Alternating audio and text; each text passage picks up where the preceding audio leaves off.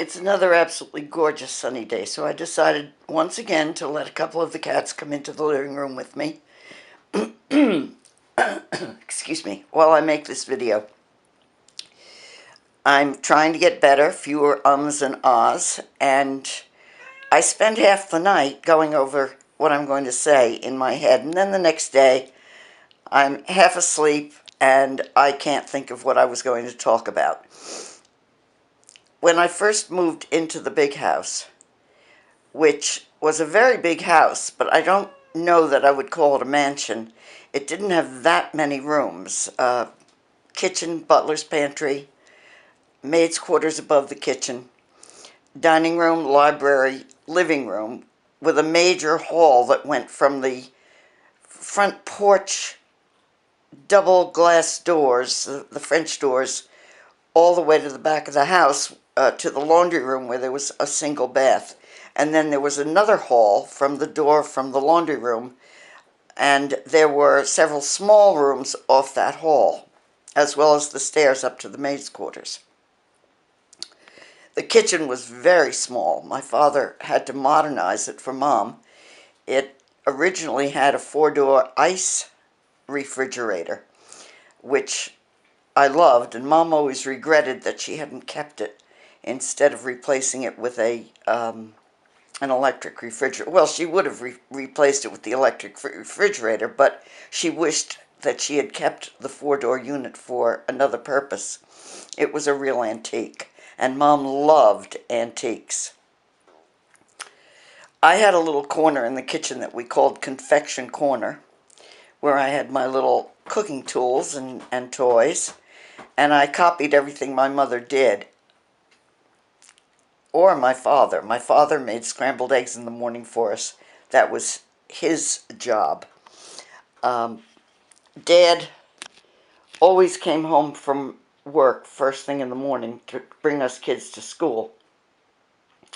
It was about 1.5 miles to school, and many times I walked or roller skated or rode my bike, and our dogs would always meet me at the foot of the driveway.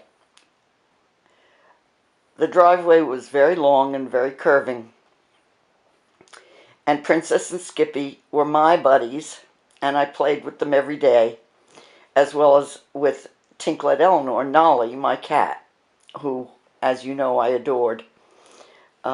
She was my little sweetheart. But Princess and Skippy were mixed breed German Shepherds, and they were a lot of fun. They were big dogs. And I suppose they were supposed to be guard dogs, but they weren't. They were more barky dogs. If anybody came onto the property, they would bark and bark like crazy. The interesting thing is that they never went off the 15 acres of the original estate. There was a tall white picket fence that went across the road, Union Avenue, in front, and there were white picket gates that were always open. I don't remember Dad ever closing them. In fact, they sagged after a while, and anybody could come in and walk up the driveway or drive up the driveway. At that time, we had milk delivery, like most people did, and the dogs would always greet the milkman by barking and letting us know that the milkman was there. Unfortunately, one morning there was a substitute milkman, and this guy didn't know about the dogs. He came roaring up the driveway, apparently, paying no attention whatsoever to the children at play sign or the fact that it was a private driveway and it wasn't a race course. And he hit Princess. It was a terrible event in my life. I'll never forget it. The dog was very badly hurt. Her head was squashed, and at first we thought she was dead. But Dad got on the phone with Dr. Good, who was our vet in Riverhead. He was a wonderful vet, and he was also a friend of my dad's. Dad would go fishing with him. And when he was talking when Dad was talking to Dr. Good on the phone, I was listening, of course. I was crying. I was very, very upset, obviously. Princess was one of my dogs. She was a sweetheart. And Dad and Dr. Good talked about possibly putting her down. But I was so upset. I yelled at my father and I begged and pleaded, don't put her down, don't put her to sleep. And so he loaded her into the car and took her over to Dr. Good in Riverhead, which was about 15 minutes from where we lived.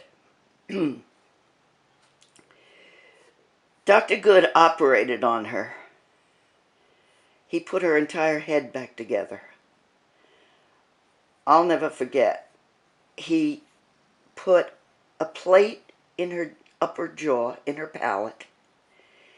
He wired together her jaw, which had been completely dislocated at the jaw where it attaches to the head. And he put that dog back together again. It was really a miracle. He was an incredible surgeon. And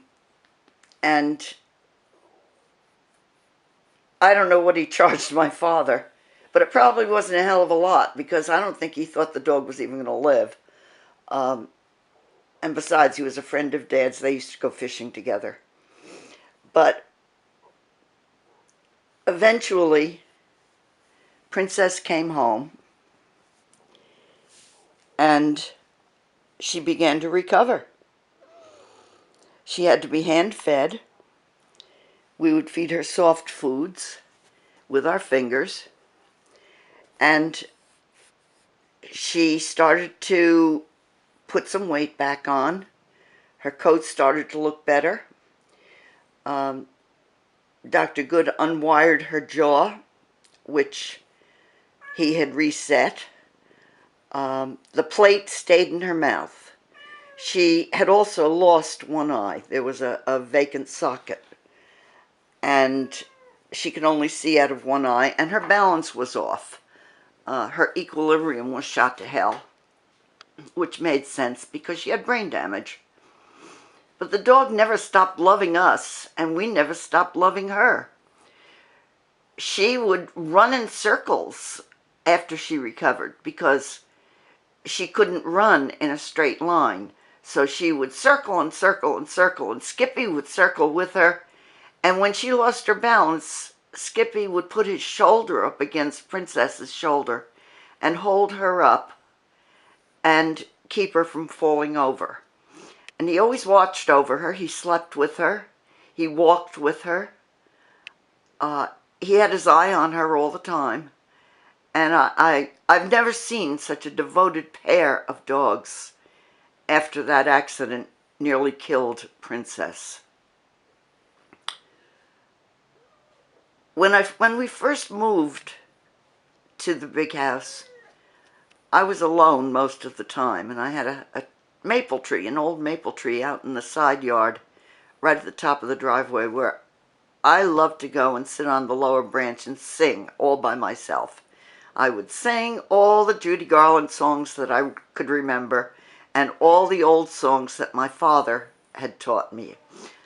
The old songs that we all sang when our family got together for barbecues or parties or any other occasion. My family, my dad's family in particular, got together for anything and everything.